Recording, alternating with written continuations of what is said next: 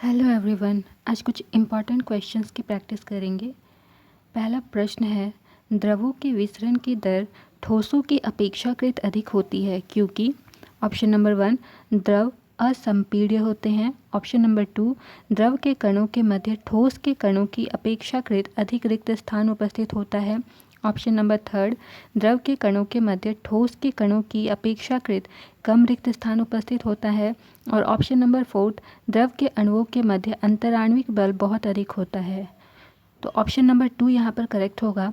द्रव के कणों के मध्य ठोस के कणों की अपेक्षाकृत अधिक रिक्त स्थान उपस्थित होता है।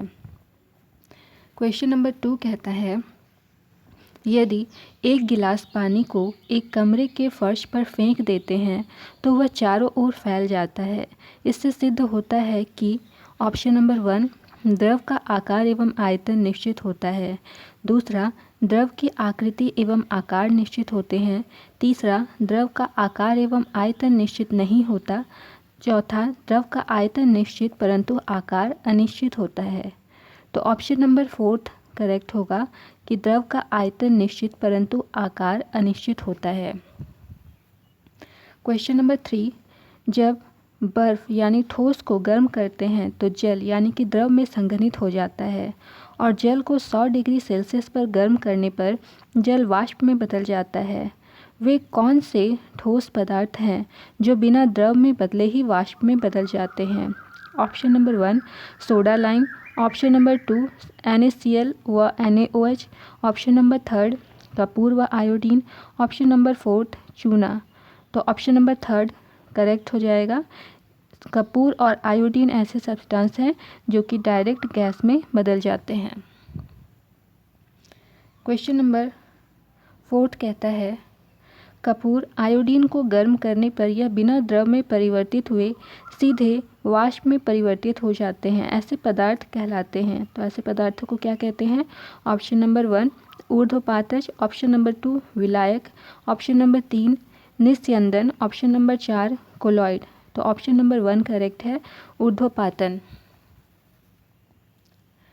क्वेश्चन नंबर 5 कहता है, किसी बीकर में भरी हुई हाइड्रोजन गैस पर दाब लगाने पर ऑप्शन नंबर 1 गैस के अणुओं के बीच की दूरी कम हो जाती है, दूसरा गैस की अवस्था बदल जाती है, तीसरा गैस द्रवित होने लगती है, और चौथा उपरोक्त सभी।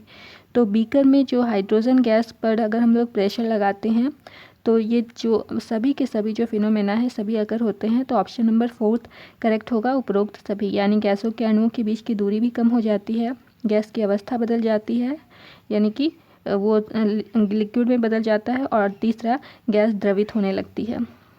क्वेश्चन नंबर 6 कह रहा है, रसोई में उपयोग की जाने वाली LPG गैस सिलेंडर में द्रव अवस्था में भरी होती है क्योंकि ऑप्शन नंबर 1 यह एक समांगी मिश्रण है, ऑप्शन नंबर 2 यह कई गैसों का द्रव्य मिश्रण है, ऑप्शन नंबर 3 इसमें गैस बहुत अधिक दाब पर भरी होती है, और चौथा सिलेंडर के अंदर कम ताप होने के कारण गैस द्रव अवस्था में रहती है।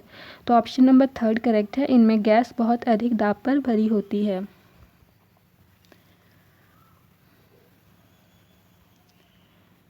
क्वेश्चन नंबर 7 में आते हैं, जब हम एक बर्तन में चीनी को गर्म करते हैं तो वह ताप जिस पर चीनी पिघल जाती है कहलाता है। ऑप्शन नंबर 1 क्वथनांक, ऑप्शन नंबर 2 वाष्पन, ऑप्शन नंबर 3 गलनांक, ऑप्शन नंबर 4 ऊर्ध्वपातन।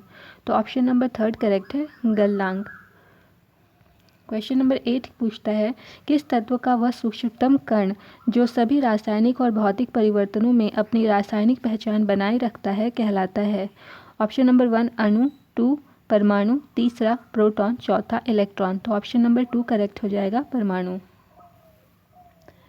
क्वेश्चन नंबर 9 पूछ रहा है, एक अध्यापक कक्षा में छात्रों से प्रश्न करता है, परमाणु संख्या क्या है? इस प्रश्न का उपयुक्त उत्तर है ऑप्शन नंबर 1 किसी नाभिक की परमाणु संख्या प्रोटॉन की संख्या के बराबर होती है, दूसरा किसी नाभिक की परमाणु संख्या न्यूट्रॉनों की संख्या के बराबर होती है, तीसरा किसी नाभिक की परमाणु संख्या प्रोटॉनों और न्यूट्रॉनों की कुल संख्या के बराबर होती है, और चौथा किसी नाभिक की परमाणु संख्या न्यूट्रॉनों और इलेक्ट्रॉनों की संख्या के योग के बराबर होती है। तो ऑप्शन नंबर 1 करेक्ट हो जाएगा, किसी नाभिक की परमाणु संख्या प्रोटॉन की संख्या के बराबर होती है। क्वेश्चन नंबर 10 है, घरों में चूना पोतने का कार्य क्षारक और पानी के मिश्रण के द्वारा करते हैं, वह क्षारक है। Option number 1 calcium dioxide, option number 2 calcium hydroxide, option number 3 sodium hydroxide, option number 4 potassium hydroxide. तो ऑप्शन नंबर 2 करेक्ट है, कैल्शियम हाइड्रोक्साइड। क्वेश्चन नंबर 11 कह रहा है, मसालेदार या गर्म भोजन करने से अम्लीयता की शिकायत उत्पन्न हो जाती है, इसके निवारण के लिए किस क्षार का विलयन उपयोग किया जाता है। Option number 1 magnesium hydroxide, 2 calcium hydroxide, 3 potassium hydroxide and 4th है कैल्शियम क्लोराइड। तो ऑप्शन नंबर 1 करेक्ट है, मैग्नीशियम हाइड्रोक्साइड।